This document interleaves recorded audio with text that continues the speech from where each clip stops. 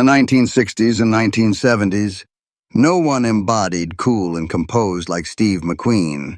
His smooth anti-hero roles made men envious and women infatuated. Before we delve into the rise and fall of this legendary icon, I'd love to know where in the world you're watching this video from. Sit back with a drink in hand, as we journey back in time to an era where light shone brightly, but tragedies were even darker. Most parents do not expect their children to become movie stars. This was especially true for Terrence Stephen McQueen, a boy born into a world that seemed to have no place for him. He entered this world on March 24, 1930 in Beech Grove, Indiana, right at the onset of the Great Depression. It was a time when the American dream was crumbling into dust, and families across the nation were being torn apart by poverty and desperation. For young Steve. However, the chaos of the outside world was nothing compared to the storm brewing within his own home. Steve had plenty of things against him from the very start. His story begins not with a loving embrace, but with a departure. His father, William Terrence McQueen, was a stunt pilot for a flying circus, a man who chased adrenaline and left a trail of broken hearts in his wake. These barnstorming pilots were the rock stars of their era, traveling across the Midwest, selling excitement to crowds while leaving fatherless kids behind. William was no exception.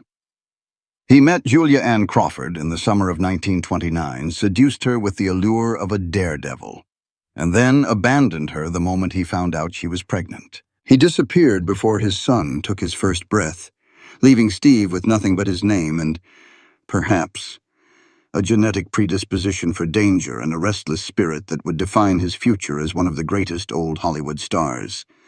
But the tragedy of Steve McQueen's childhood was not just the absence of a father, it was the inability of his mother to fill that void. Julia Ann was not merely an innocent victim. She was the rebellious only child of doting parents who had given her everything except the discipline she desperately needed. Chafing against the constraints of her upbringing, she sought thrills that led her into the arms of a transient pilot and, subsequently, into the grip of alcoholism. Motherhood did not slow her drinking. At 20 years old, an age when many women of her generation were settling down, Julia refused to be tied down by a child she was ill-equipped to raise. For the first few years of his life, Steve lived in the shadow of his mother's neglect. She stayed with her parents for about 2 years before the burden became too much for her to bear, and she left them all. This act of abandonment was the first deep cut in what would become a lifelong scar. From then on, Steve looked to his grandparents, Victor and Lillian Crawford, as his true parents. Yet, the knowledge that his own mother and father did not want him festered in his young mind. He later confessed the heartbreaking logic of a neglected child, saying that when a kid does not have any love when he is small, he begins to wonder if he is good enough. He reasoned that if his mother did not love him and he did not have a father, then he must not be very good at all. This deep-seated insecurity became the fuel for the fire that would burn within him for the rest of his life. The economic devastation of the Great Depression forced the Crawfords to make drastic changes to survive. They moved young Steve to a farm in Slater, Missouri, to live with Lillian's brother, Uncle Claude. In the midst of this Hollywood tragedy in the making, the farm offered a brief respite. It was here, amidst the hard work and simple rhythms of rural life, that McQueen found something resembling peace. He loved being the center of attention among the adults, and formed a profound bond with his Uncle Claude. Claude was a strong, fair man who showered the boy with the unconditional affection he had been starved of. It was Claude who gave Steve a red tricycle for his 4th birthday, a gift that sparked his lifelong obsession with speed and machines, planting the seeds for the motorcycle racing legend he would become. However, this stability was fragile. When Steve was 8, Julia returned, now married to a new husband, and demanded her son back. The separation from Uncle Claude was devastating. Claude gave him a gold pocket watch inscribed with the words, "To Steve." Who has been a son to me? A poignant reminder of the only father figure he had ever known. But returning to his mother did not mean returning to a loving home. Steve was dyslexic and partially deaf from an ear infection, making him a difficult and hyperactive child. His new stepfather had zero patience for a troubled boy and resorted to brutal violence. He beat Steve often, teaching him that authority meant pain. At 9 years old, unable to endure the abuse, Steve ran away to live on the streets. It was there, in the dark alleys and rough corners of the city, that he found a new kind of family among gang members. They taught him how to fight and steal to survive. Skills that hardened him, but also pushed him further to the margins of society, unable to control him. Julia sent him back to the farm, only to drag him back to Los Angeles a few years later when she remarried yet again. This cycle of abandonment and reclamation destabilized him further. Los Angeles offered no comfort. His new stepfather was just as vicious as the last, beating both Steve and Julia. The turning point came when Steve, now a teenager entangled in petty crimes and street violence, was caught stealing hubcaps. His stepfather beat him violently and threw him down a flight of stairs, in a moment of chilling defiance that foreshadowed his anti-hero roles. McQueen looked up and vowed to kill him if he ever laid a hand on him again. Julia, choosing her husband over her son, turned Steve over to the authorities. He was sent to the California Junior Boys Republic in Chino, a reformatory for delinquent youths, ironically. This final act of rejection by his mother became his salvation. At the Boys' Republic, stripped of his freedom, McQueen finally found the discipline and structure he lacked. Though initially an outcast, he adapted, becoming a model student and a leader among the boys. It was a transformative period where the anger of the abandoned child began to be channeled into something more productive. He never forgot the Boys' Republic, frequently returning as a famous actor to donate supplies and encourage the troubled youth, a testament to the lasting impact of this refuge. Leaving the Reformatory at 16. Steve drifted back to his mother in New York, but soon realized their relationship was beyond repair, restless and without direction. He worked odd jobs, from a towel boy in a brothel to an oil rigger and lumberjack. In 1947, seeking escape and purpose, he joined the United States Marine Corps. The Marines offered a brutal but necessary discipline, although his rebellious nature initially caused friction, leading to multiple demotions and 41 days in the brig. He eventually adapted. He realized that the institution would break him if he did not bend. He proved his mettle in the Arctic, saving 5 fellow Marines from a sinking tank, an act of heroism that earned him a place in the honor guard for President Harry Truman. By the time he was honorably discharged in 1950, Steve McQueen was no longer just a broken boy from Indiana. He was a survivor who had weathered abandonment, abuse, and the harsh realities of the world. He had hardened his heart and sharpened his instincts. He was ready to take on a new battlefield, one that would require not just physical toughness, but the ability to project the very pain he had buried deep inside. He was ready for Hollywood, even if Hollywood did not yet know what was coming. Fresh out of the Marines in 1950, Steve McQueen found himself in New York City, a place as gritty and restless as he was, using the GI Bill. He enrolled in Sanford Meisner's neighborhood playhouse to study acting. It was an odd choice for a man who had spent his life fighting on the streets and serving in the military. He often admitted that he was not sure if acting was something for a grown man to be doing. Yet, the stage offered something the real world never did control.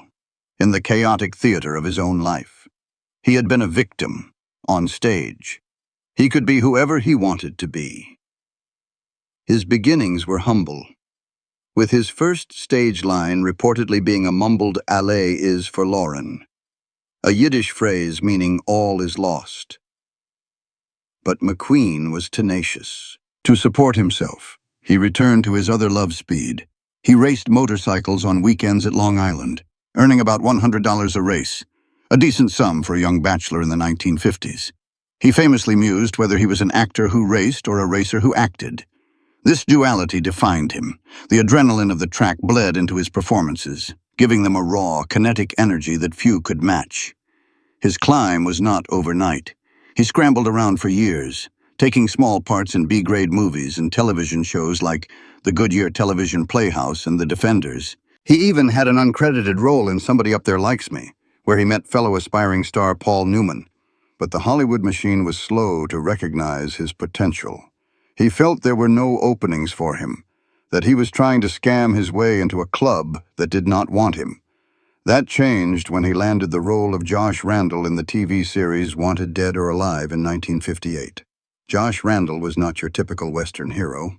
In an era dominated by righteous lawmen on shows like Gunsmoke and Bonanza, Randall was a bounty hunter, a profession often viewed with disdain. To soften this anti-hero image, producers made him sympathetic, a man who had helped the innocent even while chasing a bounty. But it was McQueen who gave Randall his soul. He brought a coiled intensity to the role, a sense of danger lurking beneath a calm surface. His signature weapon was not a standard six-shooter, but a sawed-off Winchester rifle known as the Mare's Leg. The show was a massive hit, running for 3 seasons and making McQueen a household name. He later reflected that those were 3 hard years, but they gave him the discipline he needed to master his trade. However, television was just a stepping stone. McQueen had his eyes on the silver screen. His first leading movie role came in the sci-fi horror classic The Blob in 1958. In a decision that haunted his bank account for years, he turned down a percentage of the profits in favor of a flat fee of $3,000, doubting the movie would succeed. The film went on to gross millions, teaching McQueen a valuable lesson about the business of Hollywood. But the real breakthrough, the moment Steve McQueen truly became the king of cool, arrived with The Magnificent Seven in 1960. The story of how he got the role is pure McQueen. He was still under contract for Wanted Dead or Alive, and the producers refused to release him for the film, unwilling to let the opportunity pass. McQueen reportedly staged a car accident to fake an injury, granting him the medical leave he needed to go shoot the movie, directed by John Sturges. The Magnificent Seven featured a powerhouse cast including Yul Brynner, Charles Bronson, and James Coburn. But it was the onset of rivalry between McQueen and the film's top-billed star, Yul Brynner, that became legendary. McQueen played Vin Tanner, a drifter who joins the 7 gunfighters. He had fewer lines than Brynner, but he knew how to steal a scene. He employed a technique known as upstaging with masterful subtlety. Whenever Brynner was speaking, McQueen would engage in small, distracting bits of business, checking his gun, shaking a shotgun shell, or famously, wiping the brim of his hat. These minor movements drew the audience's eye away from the main star and onto the cool, silent figure in the background. Brynner was furious. He became so paranoid that he hired an assistant specifically to count how many times McQueen touched his hat during their scenes. The pettiness escalated to physical stature. Brynner, only half an inch taller than McQueen, would build a small mound of dirt to stand on during their 2 shots to appear more dominant. Whenever Brynner wasn't looking, McQueen would kick the dirt mound down. This tension translated perfectly onto the screen, creating a dynamic friction that made the movie an instant classic. While critics gave him mixed reviews, audiences were captivated. A star was born, not from dialogue, but from presence. Following this success, McQueen solidified his status with The Great Escape in 1963. If The Magnificent Seven introduced his cool persona, The Great Escape immortalized it, playing the Virgil the Cooler King Hilts. McQueen insisted on doing his own stunts, turning the film into a showcase for his motorcycle skills. The image of him jumping a barbed wire fence on a Triumph TR6 trophy remains one of the most iconic moments in cinema history, although insurance concerns meant the actual jump was performed by his friend and stunt double, Bud Ekins. The film was the year's highest-grossing movie and established McQueen as a global superstar, off-screen. McQueen lived the life he portrayed. He used his newfound wealth to indulge his passion for racing, competing in events like the Baja 1000 and the International 6 Days Trial in East Germany. He was not just an actor playing a tough guy, he was the real deal. He formed his own production company, Solar Productions, in a bid to gain more creative control. Stating he wanted to be a filmmaker rather than just a meat idol, he wanted dignity, something he felt acting often stripped away. However, this rise to glory was not without its shadows. His intensity often boiled over into difficult behavior. On the set of Hell is for Heroes, his anger with his agent and the low budget created a toxic atmosphere. Writers and directors quit, and co-stars clashed with him. One columnist warned that Steve McQueen was his own worst enemy. Yet this volatile nature was part of his appeal. He was unpredictable, dangerous, and utterly magnetic. He had constructed a persona that was impenetrable, a fortress of cool designed to hide the scared boy from Indiana. But as his fame grew, so did the pressure to maintain that mask. The 1960s belonged to him, but the cracks in the armor were already beginning to show. He had conquered Hollywood. But the war within himself was far from over. By the late 1960s, Steve McQueen stood at the very summit of Hollywood. With the release of Bullet in 1968, he had redefined the action genre. The film featured him driving a Ford Mustang through the streets of San Francisco at over 100 miles per hour, creating a car chase sequence that is often listed among the greatest of all time. Critics raved, with Renata Adler of the New York Times calling it a terrific movie just right for Steve McQueen, noting that nobody drives better than him. He was the icon of youthful cool, embodying a special kind of aware, existential detachment that resonated deeply with a generation losing faith in authority. But as his star rose to blinding heights, the shadows around him lengthened. The industry that had crowned him king was now a machine threatening to crush him, and the demons of his past were gathering for a final assault. The first major crack in his armor appeared not on a movie set, but in the terrifying reality of Los Angeles in 1969. On August 9th, McQueen was invited by his friend Jay Sebring to a party at the home Sebring shared with actress Sharon Tate. It was meant to be a night of celebration among the Hollywood elite. However, fate intervened in the form of a romantic whim. McQueen's girlfriend at the time suggested they spend a quiet evening at her place instead, so he declined the invitation. That decision saved his life. The next morning, the world woke up to the horror of the Tate LaBianca murders. McQueen learned that Tate, Sebring, and 3 other guests had been brutally slaughtered by Charles Manson's followers. The shock was immediate, but it was the aftermath that broke McQueen's psychological defenses. 2 months later, police revealed that McQueen's name had been on Manson's hit list simply because his production company, Solar Productions, had rejected one of Manson's screenplays. The realization that his fame had made him a target for such senseless violence triggered a deep, paranoid spiral. The man who played fearless heroes on screen was suddenly terrified in his own home. He immediately bought a pistol, which he began carrying at all times, even to social events and funerals. This paranoia fed into his existing insecurities, isolating him further from the world and turning his cool detachment into a cold, fearful fortress, while he battled external threats. McQueen also waged war within the industry, most notably in his legendary rivalry with Paul Newman. This conflict reached its absurd yet fascinating peak during the production of The Towering Inferno in 1974. The disaster movie boasted a star-studded cast, but the real drama was the ego clash between McQueen and Newman. Both were superstars, both were race car enthusiasts, and both demanded top billing. For McQueen, who had once scraped for small roles while Newman was already a star, this was about validation. The studio, caught between 2 immovable egos, had to invent a solution: dual top billing.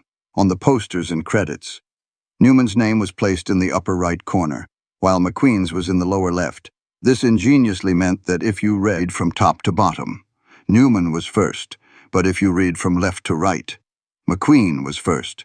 The pettiness did not stop at the poster. Both actors were promised equal pay, and, crucially, the exact same number of lines. This turned the script-writing process into a mathematical nightmare. Every time one actor's part was rewritten or expanded, the others had to be adjusted to maintain the delicate balance. McQueen, always insecure about his stature literally and figuratively, was obsessed with not being overshadowed. He demanded 12 lines of dialogue for every 12 lines Newman spoke. It was a tiring game of one-upmanship that revealed the hollowness of stardom. Despite the behind-the-scenes chaos, the film was a massive commercial success, but it left McQueen exhausted and increasingly cynical about the profession. McQueen wanted to race in the actual event with Formula One champion Jackie Stewart, but the film's investors threatened to pull the plug, deeming it too dangerous. They were right to be worried. Motor racing in the 1970s was a blood sport, and the production of Le Mans proved no safer. Driver David Piper crashed during filming and lost part of his leg. McQueen himself cheated death multiple times. The stress of the production, combined with the financial burden on his company, Solar Productions, was immense. The film was a box office failure upon release, largely because general audiences were bored by the lack of plot and dialogue. For McQueen, Le Mans was a humiliating defeat. He had poured his soul into it, hoping to gain the dignity of a filmmaker, only to be reminded that he was, in the eyes of the studios, just a meat idol.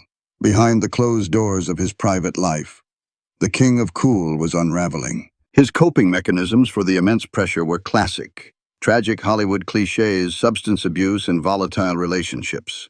McQueen had a self-destructive streak that ran deep. He was a heavy smoker, a habit that would eventually cost him his life, and he frequently abused alcohol and drugs, including marijuana and cocaine. These substances fueled his mood swings, making him unpredictable and often cruel to those closest to him. His marriage to Neela Adams, the woman who had stood by him during his ascent from poverty, crumbled under the weight of his infidelities and erratic behavior. They separated in 1970 and eventually divorced. Though McQueen tried to remain involved in his children's lives to break the cycle of abandonment he had suffered. But he could not be alone. During the filming of The Getaway in 1972, he began a high-profile affair with his co-star, Ali MacGraw. Their chemistry was electric, but their relationship was turbulent from the start. MacGraw left her husband for McQueen, and they married in 1973, yet McQueen's possessiveness and old-fashioned, almost chauvinistic expectations stifled MacGraw's career. He wanted a traditional wife waiting at home, while he continued to live like a bachelor. This contradiction was the core of his conflict. On one hand, he was a fitness fanatic, dedicated to a rigorous 2-hour daily workout routine of weightlifting and running, and practicing the martial art Tang Soo Do. He wanted to be strong, invincible. On the other hand, he was poisoning his body with smoke and drugs, sabotaging the very vessel he worked so hard to maintain.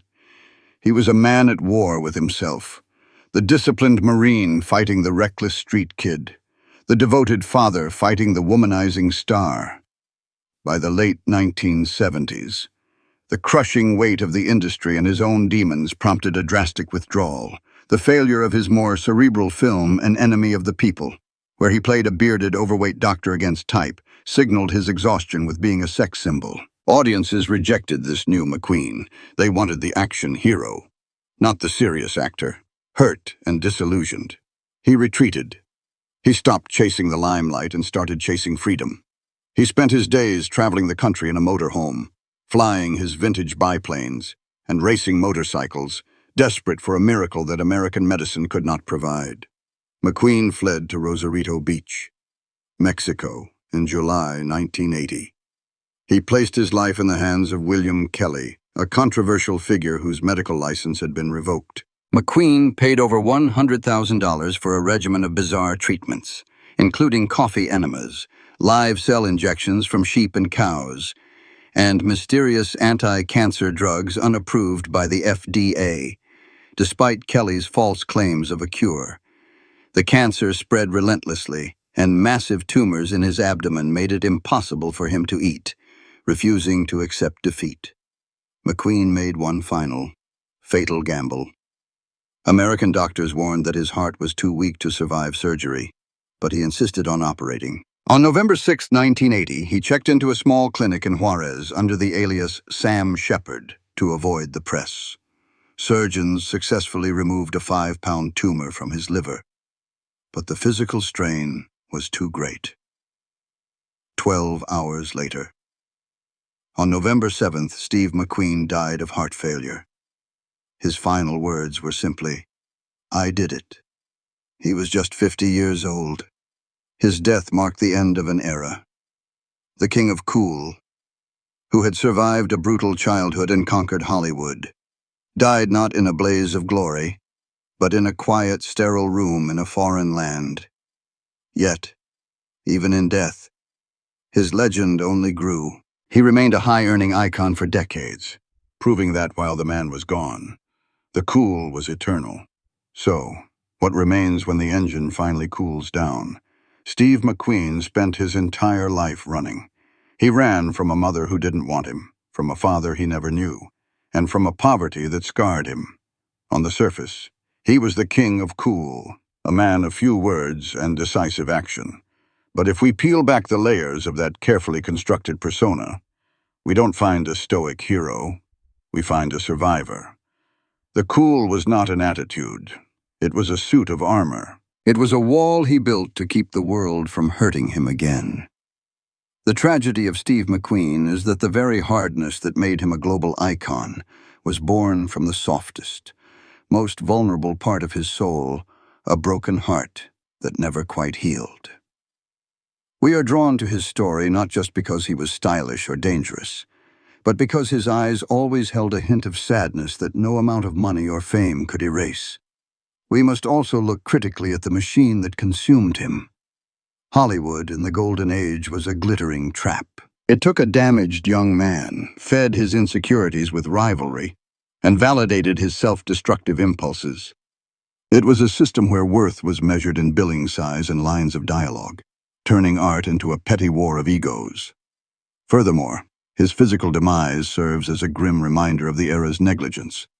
Whether it was the asbestos in the Marines' ships, the soundstage insulation, or the fireproof suits he wore to race, the very environments that fueled his passions were silently poisoning him. He was a casualty of an industrial age that prioritized performance over safety.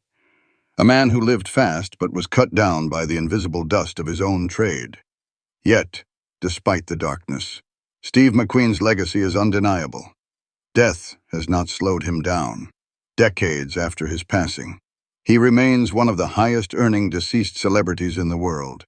He defined a specific brand of American masculinity, rugged, individualistic, and defiant. When we watch the Mustang fly over the hills of San Francisco in Bullet, or see him jump the wire in The Great Escape, we aren't just watching a movie. We are witnessing pure, kinetic freedom. He taught us that actions speak louder than words, and that sometimes you have to break the rules to find out who you really are. He raced through life because he knew the finish line was coming faster for him than for anyone else. He was imperfect, volatile, and often his own worst enemy. But in the end, he was real. And in a world of plastic stars, that reality is what makes him immortal.